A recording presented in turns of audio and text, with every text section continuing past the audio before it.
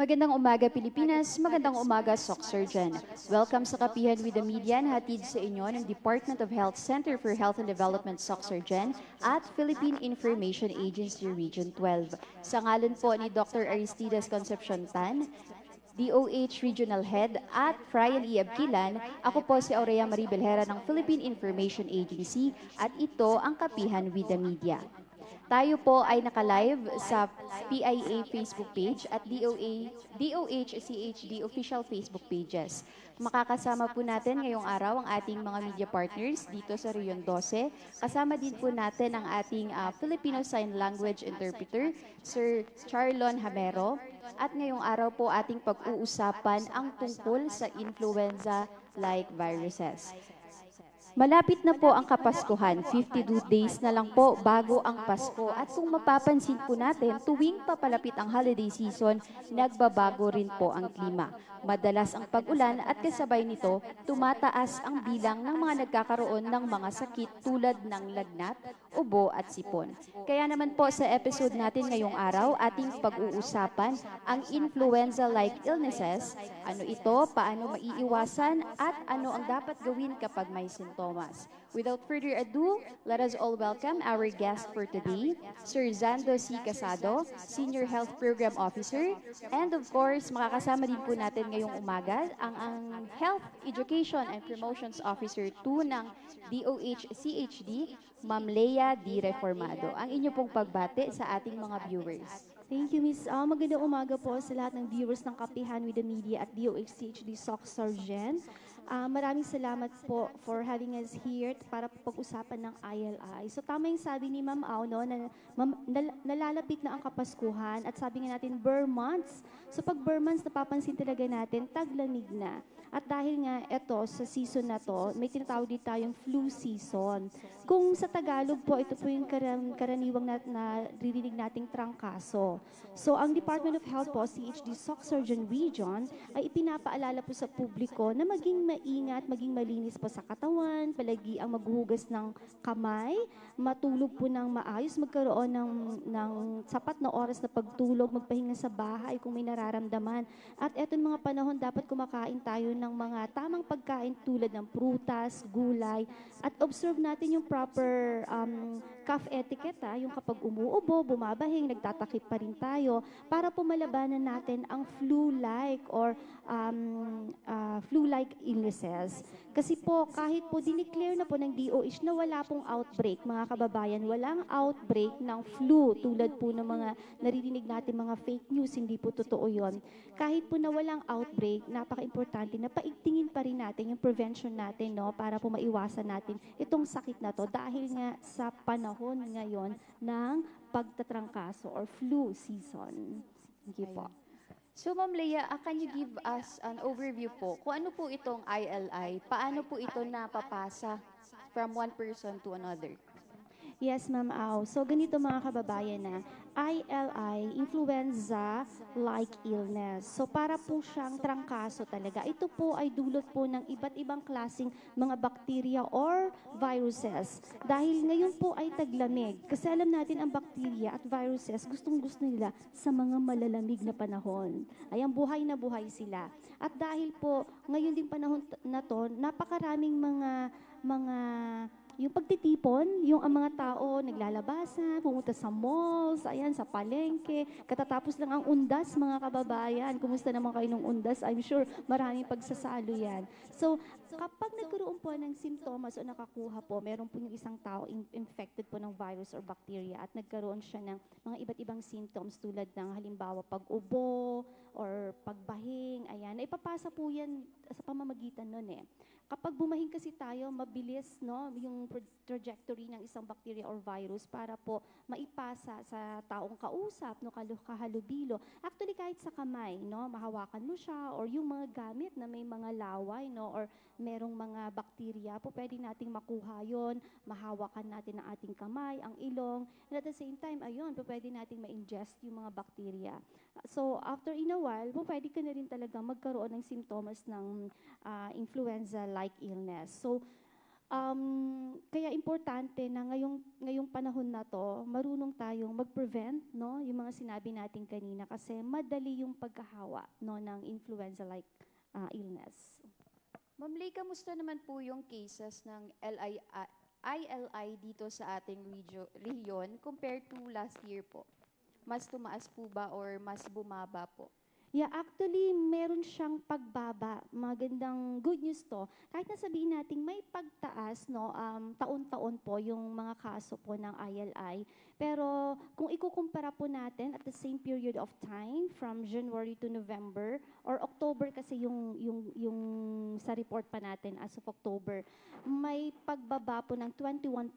So that's a good thing. Actually, hindi lang po siya regionally, pero nationwide, kahit po sa national, may pagbaba po talaga. So, ipinapakita lang po natin ito na mas aware na yung mga tao, mas alam na nila yung mga dapat gawin, mas naipapatupad na rin natin, no, yung mga dapat na implementation when it comes to these diseases. At saka, ipagpatuloy po natin mga kababayan, no, yung ating pangangampanya tungkol sa ILI para tuluyan talagang bumaba at mawala, no, hindi na tayo magkaroon ng sakit pa ng ILI. When it comes naman po sa medication, may mga gamot or may mga vaccines po ba tayo na ibinibigay sa ating mga mamamayan? Sige, I'm going to talk about the gamot, tapos si Sir Zandro po yung sa bakuna. Sa gamot po, eto po actually talaga yung wala talaga siyang specific na gamot, ma'am. Ang tawag po dito, symptomatic treatment. We can treat po yung mga sintomas na nararamdaman natin. Ano-ano ba yung mga sintomas na nararamdaman ng isang may ILI? Unang-una, kasi may infection po yan, fever. So, ang fever o lagnat ay isa pong sign na may pwedeng infection ang tao. So, meron po yung lagnat, pwede po yung parang kapag gabi yung may night sweating, yung di ba nag-chill tayo, yung gano'n. Tapos may ubo, kasi respiratory illness po yung target din niya. And then sore throat, masakit yung lalamunan, runny nose, may sipon, masakit yung katawan, minsan sumasakit din ang ulo, at yung pananakit ng katawan. Yung parang laging pagod, di ba? Pag sinabi mong trangkaso, ito yung full package ng trangkaso eh. Anong gagawin mo? Ipapahinga mo talaga to, di ba? Ito po yung mga nararamdaman ng isang taong may ILI. So yung po yung mga ititreat natin. So kapag may lagnat, ano bang binibigay natin? Paracetamol, ayan. So, magbibigay tayo ng paracetamol. Pero maganda po na magpa-check up din tayo kung may doktor para mababag-guide po kayo at baka matignan kung ano talaga yung sakit na nararamdaman natin, no? So, pwedeng paracetamol po yan. Kung yung paracetamol ay nagtatagal ba ng 4 hours, no? Kapag may lagnat ng tao, dahil nurse din po ako, maganda na yung sponge bath na tinatawag, yung lagyan po ng yung towel, basahin lang po, tap water lang po, pwede pong lagyan sa ulo, tapos dito po sa mga singit-singit, sa mga kilikili, tapos dampi-dampi lang po ha, huwag ira-rub. Ayan, dampi-dampi lang po yan. Tapos po, maganda na kapag masyadong nainit yung katawan, huwag pong babalutin yung anak natin, di ba ginagawa, binabalot sa yung minimedyasan, yung balot na balot, mainit. Huwag po lalo pong tataas yung temperature ng tao kapag ganon. Tapos kapag may ubo, yan po, pwede po tayong bumili ng mga cough na medicine, no? Na, kasi kaya tumataas po talaga yung demand ngayong panahon na to para sa mga paracetamol at cough medicine. Tapos, pananakit ng katawan, ayan, mga pain reliever, common pain reliever po na pwede nating makuha. At magpahinga. Kasi alam niyo po ang trangkaso, kailangan po ng tamang pagpapahinga ng katawan kasi may immune system tayong tinatawag. May sundalo sa katawan natin na kapag pinagpahinga yung katawan nyo, no, mas mag-work po sila. Kumbaga, mas maglalabanan nila yung virus na yun, matutulungan kayo. Huwag magpupuyat. Ayan, baka hanggang ngayon may trangkaso pero ano pa rin, online pa rin, cellphone pa rin ang cellphone. Huwag magpupuyat, uminom ng tamang dami ng tubig, no? Gatas, ayan yung mga masusustansyang pagkain talaga. So, symptomatic treatment po. At ma'am, nabanggit mo po yung vaccine kanina. I think Sir Zandro can talk about vaccine. Regarding sa mga vaccine naman natin, meron naman tayong binibigay. No? Once available itong vaccine natin, tinatawag natin itong flu vaccine. So, ngayon, tinglamig na season ngayon, then ito binibigay talaga dun sa, especially dun sa mga senior citizen natin. No? Priority yun sila, but they can give also on the other age group or other health professional. Like for example, yung mga men in uniform, upon their request, once available naman ito sa ating mga health center, nagbibigay naman tayo. So, hindi naman natin pinagdadamot. kung sino man yung everything sa lahat po ng nagre-request, binibigay naman natin. No? So, this is yearly given itong influenza na to. Kasi paiba-iba yung strain ng natin ng mga viruses natin. Kung ano yung dominante na mga viruses last year, yun yung pinaproduce for this year, no, para maibigay sa ating mga senior citizen and other age group natin, no. So ito po yearly po yung binibigay natin. So yun po yung vaccine na influenza vaccine po yung tawag doon. For the information po ng ating mga viewers, paano po sila makaka-avail? Process po. Paano po yung Yung process flow? Oo. ito, Saan po sila pupunta? Ano po yung mga requirements para maka-avail ng mga bakunang ito? they could come out, pwede sila pumunta doon sa ating health center, no. Kasi pagbaba ng ng central office dito sa office, binababa na agad natin yan para ma-utilize agad siya. So kasi ang expiration yan every January. So hinabulat yung time, kailangan mabilis yung utilization natin. So sa lahat ng magre-request o sa lahat ng gusto magpabakuna ng influenza vaccine, lumapit lang po sila sa health center at mag-ask kung availability ng vaccine. So yun po, wala namang problema po. Pag may available naman po yung available po ng vaccine natin, binibigyan naman po yan. Ayun. So libre po ito? Yes, libre po yan. So wala silang ika-worry. They come to health center para ask lang doon na kung if ever they can have their vaccine. Yan po. Thank you po, sir. Ma'am Lay, balikan lang po natin. You have mentioned kanina na bumaba po yung cases ng ILI dito sa ating rehiyon. Can you give us, ano po yung mga programs na ipinapatupad ni DOH dito sa ating rehiyon, Ma'am Leia? Sa program naman, meron tayong may sectoral kasi tayo ng mga senior citizen and PWD. No? For the sector ng mga senior citizen, one of our, aside from our nagbibigay tayo ng mga training, so one of our focus din, especially this season at tinglam the season, we're giving the vaccine. So kaya po yan, priority natin yung vaccine because easily talaga yan kumbaga pa easily ma-affected yung mostly mga senior citizen and other age group natin. So kailangan talaga ng bakuna, especially dun sa influenza.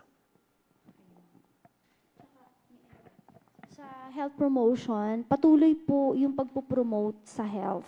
Kasama po sa 7 priority healthy habits natin talaga yung kumain ng tama, mag-ehersisyo, no? Sa pagkain ng tama pa lang, mas napapaigting mo na yung katawan mo eh.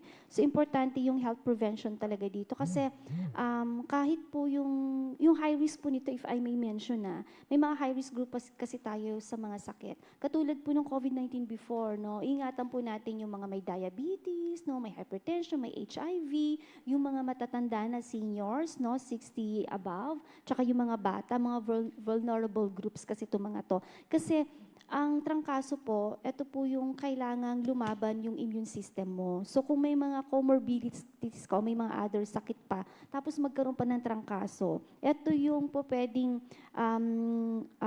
worst yung magiging scenario. Kumbaga mas malala yung magiging effect nito sa'yo. Kasi pilay na yung immune system ng mga may comorbidities.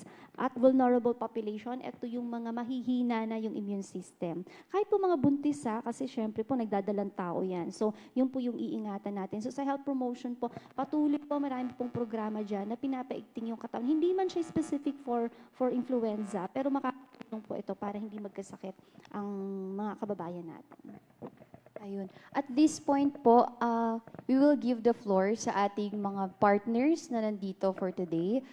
May I remind lang po, kindly introduce yourself and shoot your question. 1 follow-up and 1 question po. Good morning po. Charia Meca po from Philippine Information Agency. Ma'am, ano po yung mga common misconception po ng influenza po? Yung unang-unang common siguro na misconception, yung pagdideclare ng outbreak. Okay, kasi once na, kumbaga parang hindi nila naintindihan yung sakit, no? Nagkakaroon tuloy ng parang misinformation about it. Tapos siguro yung ina-associate lagi sa mga dahil yan sa bakuna, yung mga ganon. Kasi may mga tao ngayon parang masyado ng may trauma. Kumbaga baka mga may PTSD na yung mga tao when it comes sa mga pagtaas ng mga sakit. Di ba? Halimbawa, may pagtaas ng Mpox, may pagtaas ngayon ng flu. Ina-associate nila ngayon dahil ito sa effect ng COVID-19 vaccine, yung mga ganyan. Hindi po yun mga kababayan ha. Actually, ang flu po ay matagal ng pabalik-balik naman talaga na yearly may pagtaas po. So, sana hindi natin isipin yon. Tapos, misconception pa siguro yung ayaw uminom ng gamot kasi masisira yung kidney, yung mga ganon, yeah. So, hindi po yun totoo. So, maimportante po na makainom tayo ng tamang gamot para po mapalakas natin ang katawan natin at gumaling tayo. Good morning po. Jump po na makababayan po from PIA 12. Ang question ko po, ma'am, is gaano po ka-equipped yung mga local health facilities natin? Kayang-kaya po nilang malaman na kayo po ay may trangkaso, kayang-kaya po nila kayong bigyan ng tamang gamutan po sa sakit na ito. So they will train, they are equipped, and para po sa mga program ni Sir Zandro. Okay, yan po. No? Lumapit lang po kayo sa health center po. Equipped naman po yan sila lahat. Lahat naman po binibigyan namin ng training tungkol dun sa paano yung i-handle yung mga vaccine. Nagbigay po kami ng mga training dyan. No? So, they are equipped. Okay, next question po. So what are the common challenges po in facing, na you face po in diagnosing and managing po ILI, especially in resource-limited areas po? One of the strategy namin, no, kasi itong vaccine talaga, kukunti lang talaga yan bumababa. No? Challenge na kasi yan is to give priority talaga dun sa mga senior citizen. No? Alam ko lahat tayo gusto magpabakuna. No? But again, we prioritize yun, sino yung dapat mabigyan. Senior citizen, comorbidities, yun yung mga priority natin. Before ayaw ko man sabihin, pero before siya ibigay sa mga other health professionals. So, yun po yung mga namin, mga other pa namin sa program. Prioritization, no? Yung sabi ni Sir Zandro, yung bang hindi siya sky's the limit. Hindi siya, although ang trangkaso po kasi it could infect anyone. Ang vaccine, it's also for everyone. Pero dahil hindi tayo sky's the limit, may limit yung resources po, yung prioritization, kung sino yung dapat unahin muna. Tulad po ng program ni Sir Zandro, yung mga vulnerable population natin. Kaya tingnan niyo po yung mga flu vaccine sa mga matatanda, di ba ini-encourage natin sila magpabakuna yearly? Kasi sila po yung pinaprioritize. So, medyo challenging po yung kasi hindi po mabigyan lahat. Kung kaya't, yung mga kaya naman pong i-prevent talaga yon, ito po yung sinasabi natin. Kung hindi kayo makapagbakuna, hindi kayo mabigyan, no, then you have to strengthen your immune system. Paigtingin natin, no, yung katawan natin laban sa mga sakit. Good morning po, Jasmine Magbano, Philippine Information Agency. It's good to hear po na bumaba po yung cases ng ILI po natin dito sa region this year. And I also commend our health workers dito sa region and also our government sa patuloy na pagsulong ng advokasya against misconception sa ILI. Sa grassroots level po natin, there are still cases na when facing this kind of illness, tinatawag kagad na, uy, COVID na yan, or baka, uy, pa-check up ka na, baka COVID na yan. So ano po ba yung, how does the response to ILI differ from that of COVID-19 in terms of vaccination strategies and also yung public health messaging po natin sa rehiyon? Sige, ako muna siguro. Kung sa sakit at sakit, yung pagkakaiba nila, may mga parang, hindi naman siya siguro pathognomonic sign, pero ang COVID-19, ba, napaka-unique yung nawawala ng pang-amoy sa kanya, no? Yung gano'n, yung although respiratory din siya, nakakaramdam ka rin ng gano'n, pero yun, may mga uniqueness yung COVID-19 na wala talaga sa parang common na trangkaso na nararanasan natin. Sa pagkakaiba naman ng pagbabaksin sa kanila, sadly, wala na pong COVID-19 vaccination ngayon. Natapos na po yung era na yon. Sana nakapagpabakuna ka po, nakapagpabakuna po kayo. Kasi ngayon, dahil ang dami kasing na-expiring before, dahil hindi may mga ilan na hindi nagpapabakuna. So, mas pinaigting na natin ngayon ito, yung vaccination natin sa flu vaccination. And Sir Sandro, baka may gusto kang idagdag? Ibang-iba na yung natin ngayon. No? Dapat yung approach natin, kailangan maging healthy tayo. No? Hindi lang yung pagkain ng mga masaganang mga pagkain, kundi kailangan din natin magpabakuna din. No? So itong itong flu vaccine na to, matagal na to. No? So, mas nauna pa to kaysa yung COVID vaccine. So, it is tested na wala nang dapat katakutan dito. Once available po, mag-avail po tayo para po pangalagaan natin ang ating mga sarili laban sa trangkaso. Additional question lang po. How often po ang vaccination? Like once a year po ba dapat? Yearly po tayo nagpapabakuna? Dapat yearly vaccine okay. po. Kasi iba-iba yung strain. Yung, as mentioned kanina, yung strain ng 2024 na medyo marami, yun po yung pinoproduce ngayon. So yearly po yan, dapat tayo magpabakuna yearly po for the bakuna laban sa trangkaso po. Elaborate ko lang, no? When you say kasi yearly talaga, kasi po, yung strain last year, hindi nakapareho ng year ngayon. Nag-evolve ang virus. Mabilis sila mag-evolve. Kaya yung gumagawa ng bakuna, nag-update din. Kaya sabi mo, nabakunahan na ako last year, hindi na ako ngayon. Last 3 years ago, nabakunahan ako. Hindi, outdated na yon. So, napaka-importante na i-avail natin to kasi ito yung mga bagong bakuna talaga. Kasi nag-evolve din kapag ina-update din natin. Kaya importante yung yearly. And thank you so much po. Aside po doon sa mga na-mention na program kanina po and advocating for ILI, ano po yung other pa po na ginagawa ng DOH para po ma-inform yung public po? Well, yeah, aside from may mga advocacy tulad nito, no? This is a good venue talaga para po makapag-advocate tayo when it comes to bakuna. Sa amin po, I can speak on behalf of CMU. Meron po kaming iba't ibang mga platforms. Meron po kaming radio programs, that's twice a month. Meron pa po kami nito, Kapihan with the Media, monthly. At 24 hours po ang FB page ng DOH-CHD Soc Surgeon Region. Updated po yun. Kung titignan ninyo, nakapin po doon yung about ILI talaga natin na mga infographics, mga videos, galing din po sa Central. Then po yung part ng CMU. Sa health promotion naman po, patuloy po talaga silang nag-advocate sa schools, sa workplace, sa community, para po magbigay ng mga health tips para po mapaigting natin ang kalusugan ng pangangatawan natin. Sa program po ni Sir Zandro. Since na-open na natin vaccination, no, so I will also include din yung pneumo vaccine o yung pneumo 23. Ito rin intended for the mga health senior citizen para naman bakuna laban sa pneumonia naman na binibigyan naman natin din. Kaso lang, ito siya, yung kung ang influenza natin is yearly binibigay, ito naman based on the IO natin na 2011-0018, binibigay naman ito pag senior citizen, once given lifetime naman yun. Pneumonia po yan. Pneumonia vaccine naman po yun. Thank you po, no? Kanina pa po natin tinatakal yung vaccine. Just to confirm lang po, libre po ba yung mga vaccines na pinaprovide natin? And enough po ba siya sa isang community? As prioritization po. Regarding sa vaccine naman, actually, hindi nga siya enough, no? But we base in allocation based on the prioritization lang, no? Suppose priority on the senior citizen, other comorbid, and ito binibigay freely po to. No? Kaya po pag available ito sa health center, wag na po mag-antay, no? Kasi baka pagpunta mo doon wala na. So mas maaga, mas maganda po kung magpunta sila sa health center po at mag-avail ng mga vaccine natin. May additional question pa po ba tayo? From our media friends? Okay, wala na po. At this point po, ang inyo pong mga gustong i-plug, may mga programs pa po ba kayo na pinapatupad? Ano po yung mga announcement po ninyo sa public? And general information na lang din po. Regarding sa program, no, yun lang.